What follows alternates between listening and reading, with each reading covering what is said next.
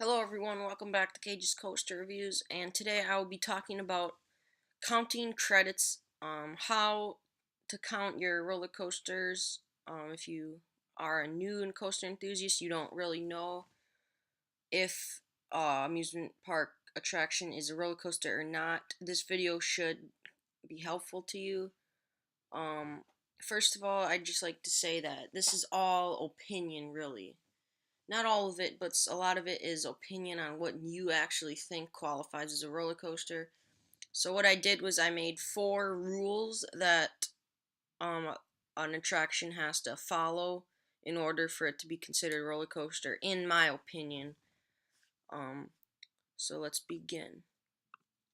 Rule number 1. This deals with the track, and I said a roller coaster must have some type of track, railroad track, with a car or train attached to it. So some examples of track you might see is this is just normal B&M track. Here's a water coaster.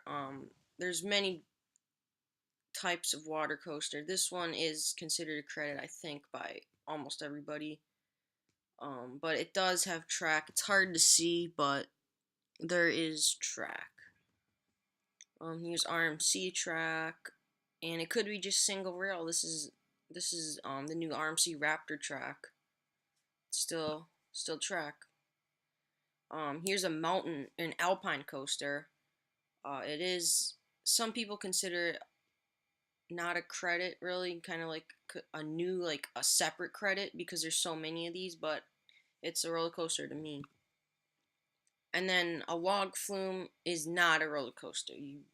I don't know anybody that counts log flumes as roller coaster because it's mostly you're in like a little log boat and you're like traveling through water. There is sections where there is track, I think, but not much. There's really nothing to it. And then this is another type of water coaster. Basically a water slide with conveyor belts. This is Black Anaconda at Noah's Ark. Some of them use jets to blast you up hills, it's just like a water slide with actual hills, up hills. And then here is a bobsled coaster. And I would say this is a coaster. It's kind of borderline because I wouldn't really call that track, but the lift hills track, it's still got wheels. I'd say it's a roller coaster. Okay, rule number 2. Deals with gravity. A roller coaster must use gravity at some point. So, this is a monorail. Monorails are not roller coasters. It never doesn't use any gravity. It's electric powered, I believe. This is a dark ride. Um, if it doesn't really have any hills and it's at a constant speed the whole time, it's not going to be a roller coaster. This is also electric powered, I think. And then there's a lot of these, especially at Six Flags parks, like Battle for Metropolis or something like that. I've never been on them. I never care to go on them. It's just a dark ride. Just like the last picture you saw, not a coaster. But this may seem like a dark ride. This is actually Blazing Fury at Dollywood, I think. And there's one like Silver Dollar City too, I think, called Fire in the Hole. It does use electric power. It is electric powered for most of the part. But at the end there is roller coaster drops. It does use gravity, so for that reason I count it as a credit, and so does a lot of other people. Rule 3. This deals with dueling and racing coasters. This is really where the opinion part comes in. I have a kind of an unpopular opinion with this one. I say if it's the same name, the same park, and the same layout, it's only 1 credit. However, a lot of people disagree with me. So, this is Superman Escape from Krypton at Six Flags Magic Mountain. There's 2 tracks. Technically, they can run separately, but to me, it's just 1 credit. They just have 2 tracks for increased capacity. And then I think this is Lightning Racer at Hershey Park. Although the layout is different, still the same name. I mean, you can count these as 2 credits. A lot of people do, but it just doesn't make much sense to me. And then here's Dueling Dragon. This one actually has two names, so I actually, if it's got like a separate name, I mean, that's pretty much the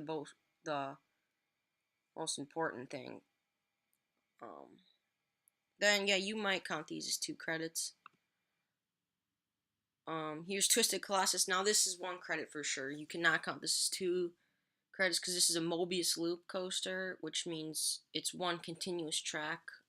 You basically go through 2 circuits, but there's not 2 separate tracks. So this is definitely 1 coaster. Alright, this is my final rule. A roller coaster must have a car or train, and train is just multiple cars. Most roller coasters has trains.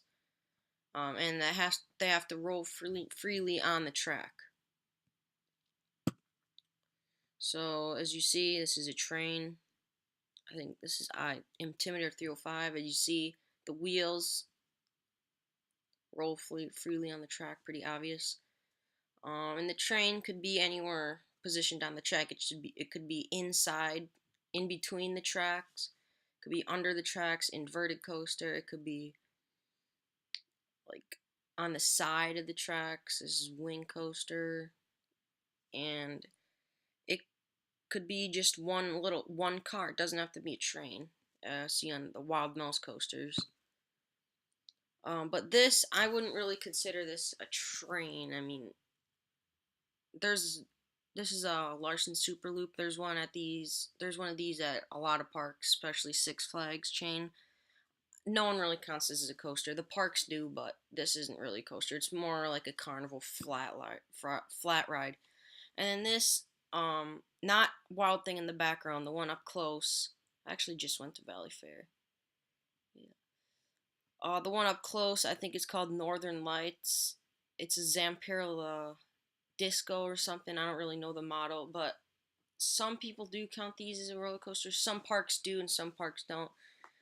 Um, this is pretty much your opinion. I don't, cause just the shape of that vehicle really doesn't really scream roller coaster to me. However, the track does kind of, but I just can't get myself to call that a roller coaster.